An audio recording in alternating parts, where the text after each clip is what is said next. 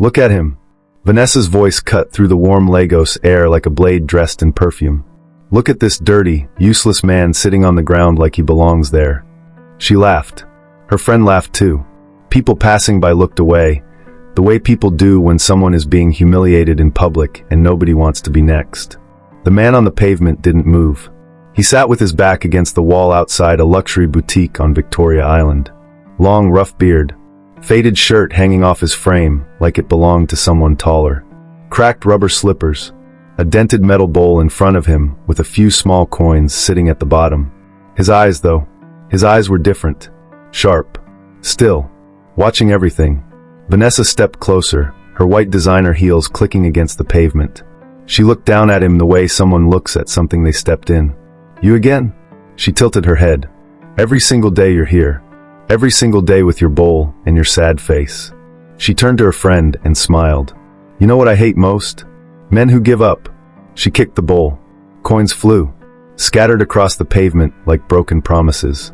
A small collective gasp rose from nearby shoppers. Someone whispered. Someone looked away. The man on the ground said nothing. He watched the coins roll away from him one by one. He felt the heat in his chest. The slow, controlled burn of a man who knew exactly who he was but had chosen, for now, to be invisible. Then a second pair of footsteps. Softer. Slower. A woman crouched down beside him. She didn't say anything dramatic. She didn't look around to see if anyone was watching. She simply began picking up the coins, one by one, placing them gently back into the bowl. I'm sorry, she said quietly. You didn't deserve that. The man looked up at her. Caramel skin, warm under the Lagos sun. Curly hair pulled back neatly. Simple clothes. Steady eyes that held no performance, no calculation. Just something rare, something he had almost forgotten existed. Sincerity. He would remember this moment for the rest of his life. Hello, family. Welcome back to this channel, and if you're new here, welcome home. Before this story pulls you in completely, I want to ask you something small. If these stories have ever made you feel something, if they've ever kept you company on a lonely night, made you cry on your commute, or reminded you that love is still real, please subscribe. Press that button and become part of this family. It costs you nothing, but it means everything to us. Drop a comment too. Tell us where in the world you're watching from. You'd be amazed how far this family reaches. Now, let's go back 3 weeks. His name was Marcus Reed, 36 years old. Built like someone who had never lost a negotiation in his life.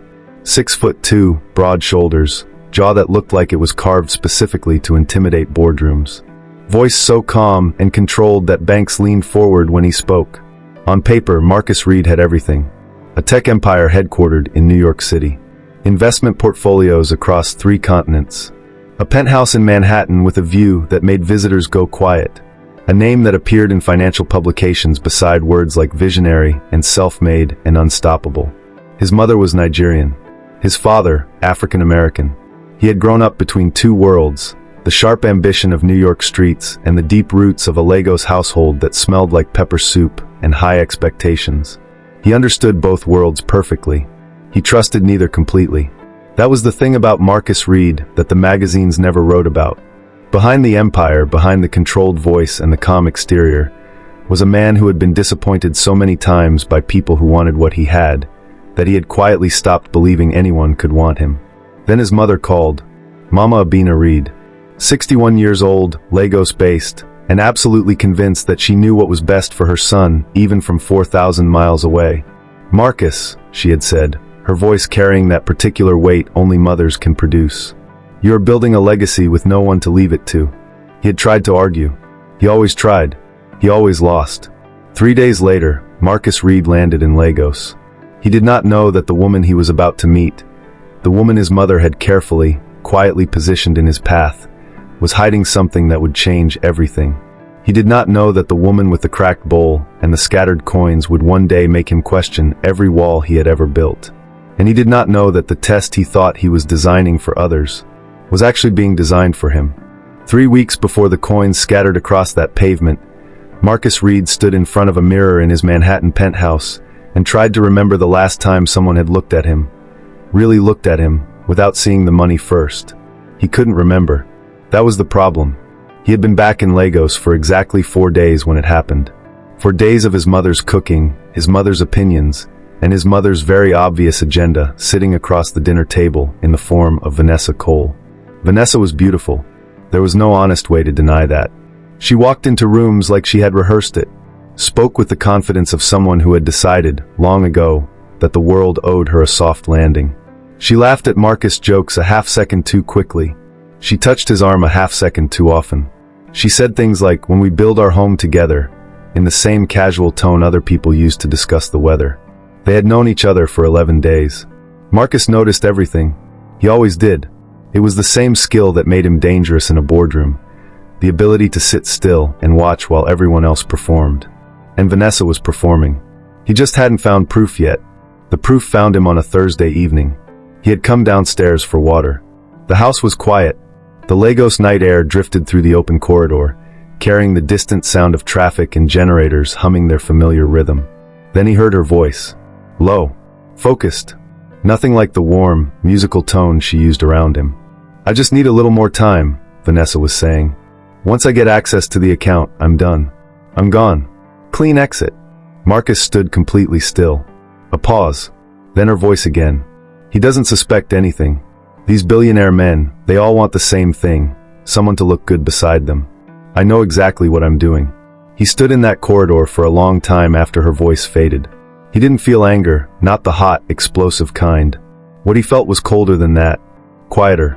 The particular feeling of a man who had been right about something he desperately wished he'd been wrong about. He went back upstairs. He sat on the edge of his bed in the dark and looked at his hands. The same hands that had signed billion-dollar contracts, that had built something from nothing. And he thought about what it meant that even here, even after everything, someone was looking at those hands and only seeing what they could take. His mother knocked softly and entered without waiting. She had always done that. "You heard her," Mama Bina said. It wasn't a question. Marcus looked up. "You knew." She sat beside him, adjusting her wrapper slowly, the way she did when she was choosing her words carefully. "I suspected. There is a difference." She paused. "What will you do?" "I want to disappear," he said. She looked at him. "Not permanently," he added. "I want to become someone with nothing. No name. No account. No convoy. I want to walk through this city as a man that nobody looks twice at. And I want to see who treats that man with dignity." Mama Abina was quiet for a long moment. Then slowly, something shifted in her expression. Not surprise. Something closer to recognition. Like a woman watching a plan she had been quietly watering finally begin to grow. "Lagos will eat you alive," she said. "Lagos made me," he replied. She nodded once. Stood. Moved toward the door. Then stopped. "Marcus." Her voice was different now. Softer. Carrying something underneath it that he couldn't quite name. "Be careful what you test. Sometimes the results change the person running the experiment." She left before he could answer. He sat alone in the dark for a long time.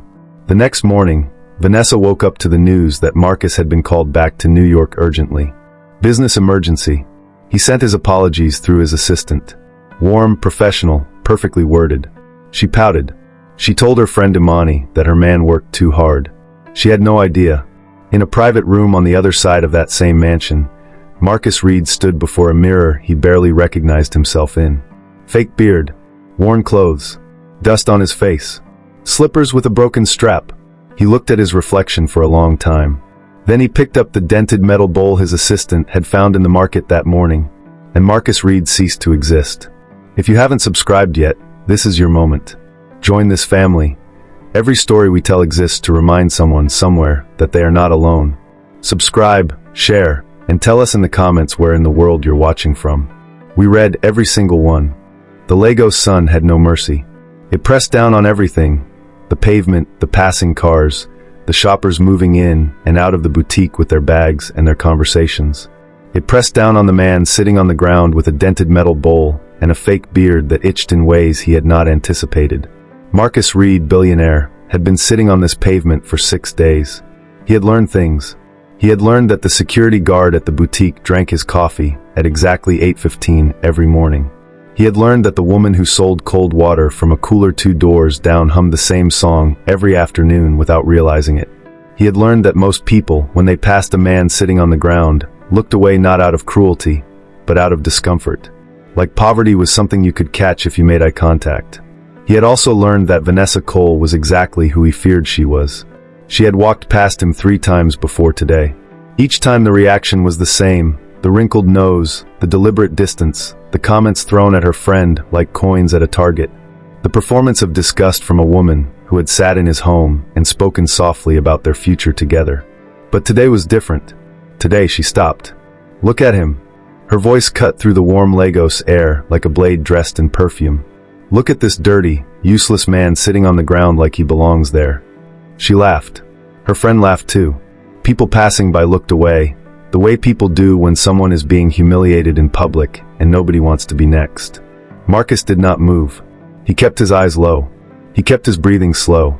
He was testing, watching, waiting, the same discipline he used in negotiations when the other side thought they were winning. Vanessa stepped closer. She looked down at him the way someone looks at something they stepped in. "You again?" She tilted her head. "Every single day you're here. Every single day with your bowl and your sad face." She turned to her friend and smiled. "You know what I hate most? Men who give up." She kicked the bowl. Coins flew, scattered across the pavement like broken promises. A small collective gasp rose from nearby shoppers. Marcus felt the heat rise in his chest. The slow, controlled burn of a man swallowing something that deserved to be spoken. Then the second pair of footsteps. Softer. Slower. Imani Okoye crouched beside him without looking around to see if anyone was watching. She picked up the coins quietly, one by one, placed them back in the bowl. "I'm sorry," she said. "You didn't deserve that." That was the moment Marcus understood that his experiment had already failed. Not because it wasn't working, because he was no longer running it with a cold heart. She came back the next day, not with drama, not with an audience. She simply appeared at his usual spot at midday, carrying a small food container and a bottle of water, wearing the same simple, unhurried energy she carried everywhere. "You don't have to do this," Marcus said. "I know," Imani replied, settling beside him on the low concrete ledge. "That's why I'm doing it." He looked at her. She was focused on opening the food container, completely unbothered by the noise of the street, by the looks from passers-by, by the fact that she was sitting beside a man the world had decided to ignore. "What's your name?" he asked. "Imani." She handed him the container. "Yours?" He paused for just a breath. "Marcus." She nodded like it was the most ordinary name in the world. No flicker of recognition. No shift in her eyes. He watched for it. He always watched for it. Nothing. They ate in a silence that was surprisingly comfortable. The kind of silence that takes most people months to build. Traffic moved around them. The city breathed its loud, relentless breath. "You have kind eyes," Imani said eventually, not looking at him. "For someone who looks like life has been difficult." Marcus almost laughed. Kind eyes. Nobody had ever said that to him. Powerful, yes. Intimidating often. Cold occasionally. But kind never. "Life has been difficult," he said carefully. "In ways that don't always show." She nodded slowly. Like she understood exactly what that meant. Like she was carrying something similar. He would think about that nod later, alone in his private apartment, staring at the ceiling. He would think about the careful way she chose her words.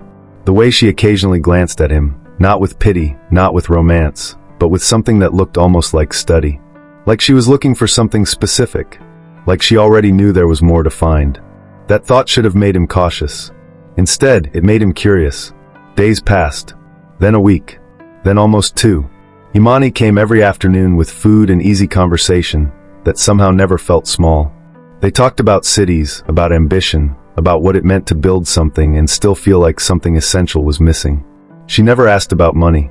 She never asked what he did before the street. She never hinted at a future the way Vanessa had, loudly and without invitation. She simply showed up. And slowly, without permission, without strategy, Marcus Reed began to fall. Not the sharp, electric kind of falling that looks like romance in films. The quiet, terrifying kind. The kind where you wake up one morning and realize that the first thing you thought about wasn't your portfolio or your empire. It was her laugh. Free. Uncalculated.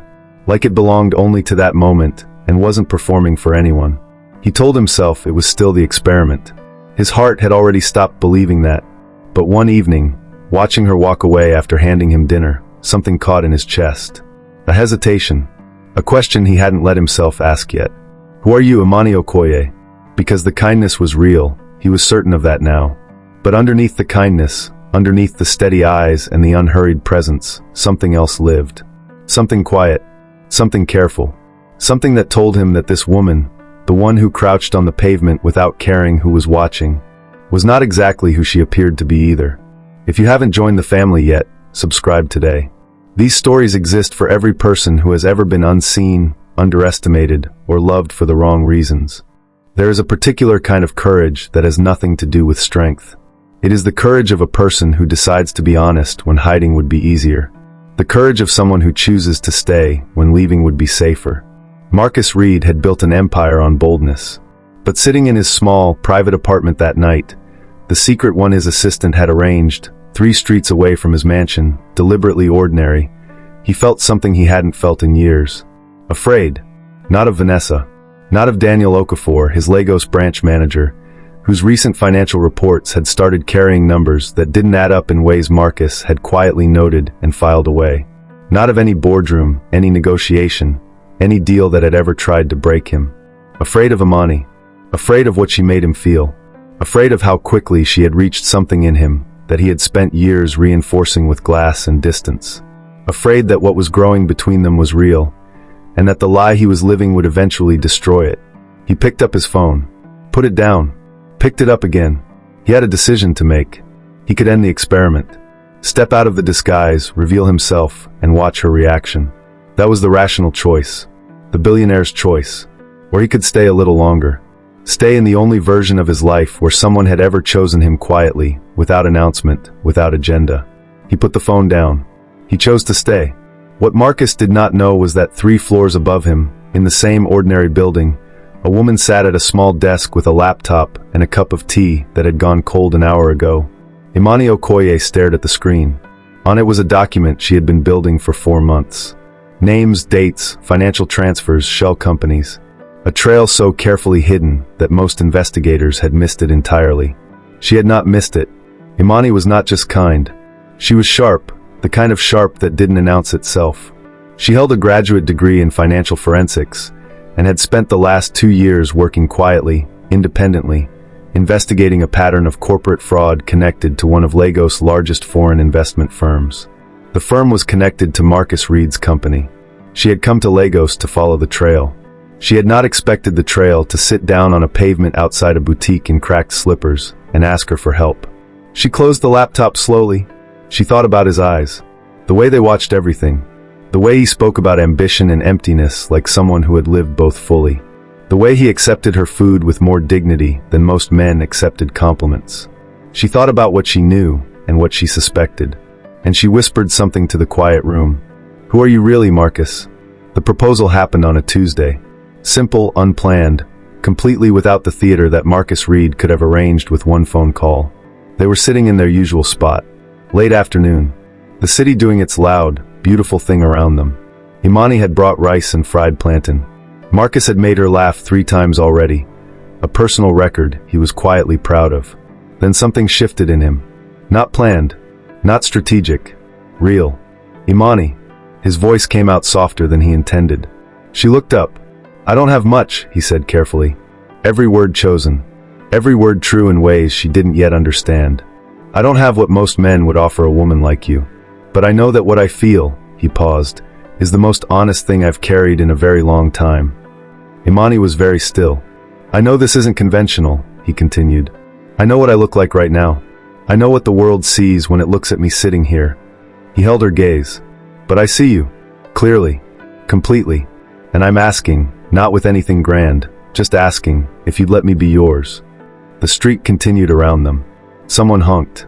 A child laughed somewhere nearby. Lagos didn't pause for proposals. Imani looked at him for a long time. Something moved across her face. Complex. Layered. A woman carrying more than one truth simultaneously. Then slowly she smiled. "Yes," she said quietly. "But Marcus," she paused, eyes steady on his. "Whoever you really are, I need you to promise me one thing." He went very still.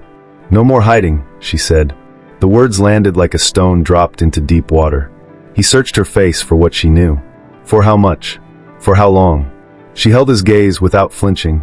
And in that moment, with the Lagos sun going down around them and the city humming its indifferent song, 2 people sat on a pavement. each carrying a secret, each having chosen the other anyway, and made a promise that would cost them both everything before it could set them free. Meanwhile, across the city, in the air-conditioned comfort of Marcus Lagos' office, Daniel Okafor sat across from Vanessa Cole. He had a folder between them. She had a plan. "He's distracted," Daniel said, straightening his tie. "This is the window. Once the transfer's clear, there won't be a trail." Vanessa examined her nails. "How long do we have?" 2 weeks. Maybe less." He leaned forward. "Once Reed returns officially, it closes." Vanessa nodded slowly. Smiled the way people smile when they've already decided. "Then we move now." Neither of them knew that Mama Abina Reed had been briefed on the account movement 3 days ago. Neither of them knew that Mama Abina had not told her son. Not because she was protecting them, but because she was watching, waiting, letting the rope extend to its full length. She had learned long ago that the most powerful intervention was the one that arrived exactly on time. Not a moment before. That same night, Mama Abina sat in her favorite chair by the window, looking out at the Lagos skyline. Her phone rested in her lap. On the screen was a message from her private investigator, a man she had been paying quietly for 6 months. She read it twice. Then she looked out at the city her son had grown up loving from a distance, and said nothing for a long time. Because what the message told her was that Imani Okoye was not random. And what it also told her, what made her close her eyes slowly and breathe, was that the investigation Imani had been running for 4 months had been trying to protect Marcus. Not destroy him. Someone had been using his company's name, fraudulently, building a trail that would eventually lead back to Marcus as the responsible party, and land on him like a collapsing building. Imani had found it, and instead of going to the authorities immediately, she had stayed close. To make sure she had the right person. Mama Abina opened her eyes, set the phone down, and smiled the particular smile of a woman who had played a longer game than anyone in the room suspected. "Marcus," she said softly to the empty room, "you thought you were testing them." She picked up her tea. "But life, my son, has been testing you." The morning of the wedding arrived the way important days always do. Quietly, without warning, like the world had not received the memo that everything was about to change. Imani stood in the small room they had given her to prepare, fingers trembling slightly as she adjusted her veil. Her caramel skin glowed under the soft light. Her curly hair was pinned back, neat, elegant, intentional. Simple white dress. Nothing extravagant. Nothing performed. She whispered to the mirror, "Whatever happens today, whatever comes out of today, I need it to be true." She had spent the last 3 days sitting with everything she knew. The investigation. The fraud trail. The man on the pavement who spoke about emptiness like someone who had mapped it personally. The proposal on a Tuesday afternoon with no ring and no theater, just honest words and steady eyes. She had said yes. She had meant it. But she had also spent those 3 days knowing that the man she had said yes to was not entirely who he had presented himself to be. Neither, of course, was she.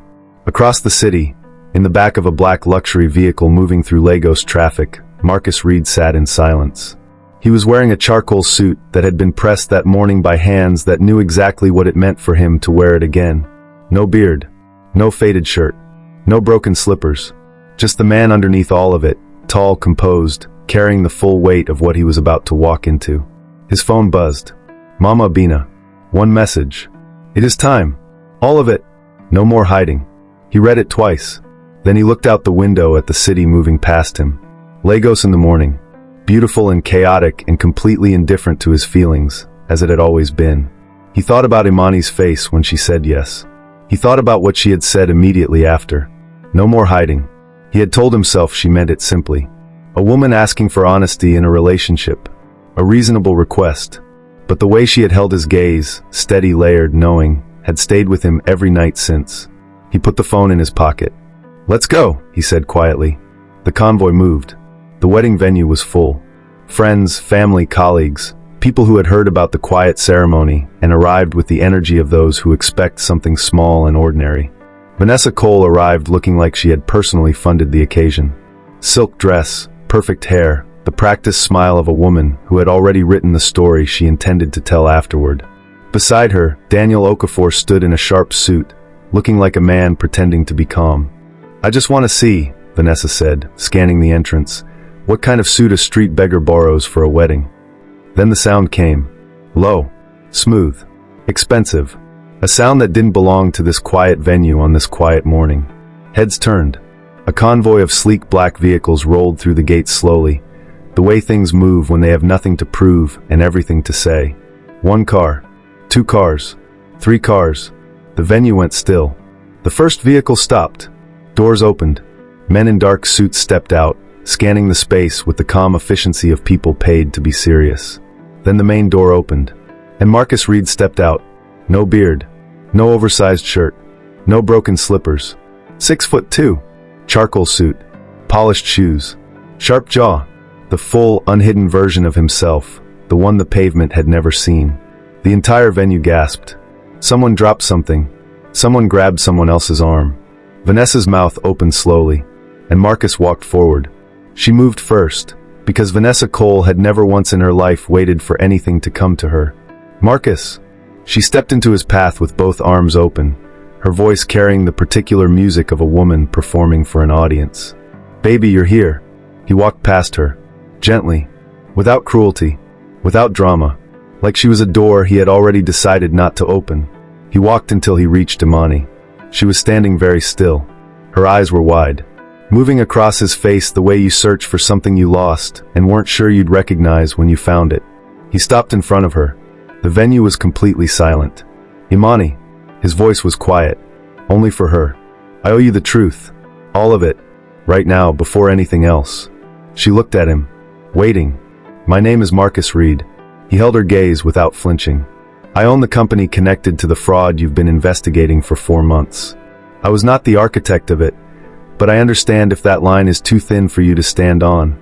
He paused. I disguised myself to find someone who would choose me without the money. I found you, and then I was too afraid to tell you, because you were the first real thing I had felt in a very long time. Silence swallowed the entire venue. Imani did not move. 1 second. 2. Then her eyes filled, not with the soft tears of a romantic film, but with the specific, complicated tears of a woman processing too many truths at once. I knew, she said quietly. Not at first. But I knew. He nodded. I thought you might. And I stayed. I know. She looked down at her hands, then back up at him. Daniel Okafor built that fraud trail to point back to you, she said. I have everything. Every document. Every transfer. Enough to clear your name completely. She paused. I stayed because I needed to be certain it wasn't you. And then I stayed because, her voice broke slightly, because it wasn't. From somewhere to the left, 2 security personnel moved quietly and efficiently toward Daniel Okafor, who had taken 3 slow steps backward and found a wall behind him. Vanessa watched this. Then she turned and found Mama Abina Reed standing calmly nearby, arms folded, wearing the expression of a woman who had been waiting for this exact moment for a very long time. You knew, Vanessa said. Not a question. I suspected, Mama Abina replied. There is a difference. She paused. And then I knew. And I let it finish. Vanessa opened her mouth. Closed it. There was nothing to say that the room hadn't already heard. Marcus turned back to Imani. She was looking at him with those steady eyes. The same eyes that had found him on the pavement. The same eyes that had handed back his scattered coins without asking for anything in return. I'm not asking you to forget the lie, he said. I'm asking you to stay for the truth. The silence stretched. Then Imani reached forward, took his hand, and held it. The venue exhaled. Later that evening, they stood on the balcony of the mansion together. Lego spread out below them, loud, glittering completely itself. The city that had watched a billionaire sit on a pavement and a forensic investigator crouch beside him and call it kindness. No more tests, Imani said. No more hiding, Marcus replied. She leaned her head against his shoulder. Below them, somewhere in the city, Vanessa Cole sat in a car with no plan and a phone full of wedding photographs she hadn't been invited to enjoy. Daniel Okafor was answering questions in a room with no windows. And Mama Abina Reed sat in her favorite chair, looking out at the skyline, drinking her tea. Satisfied, not because the plan had worked, but because her son had finally, after all the money and all the miles and all the walls, let someone in. She looked up at the stars. You thought you were testing them, she said softly. She smiled. But life, my son, was testing you. The last thing Marcus said that night, quietly, with his hand in Imani's and the city breathing below them, was this. I didn't find love when I had everything. I found it when I had nothing. And somehow, that made it worth every single coin.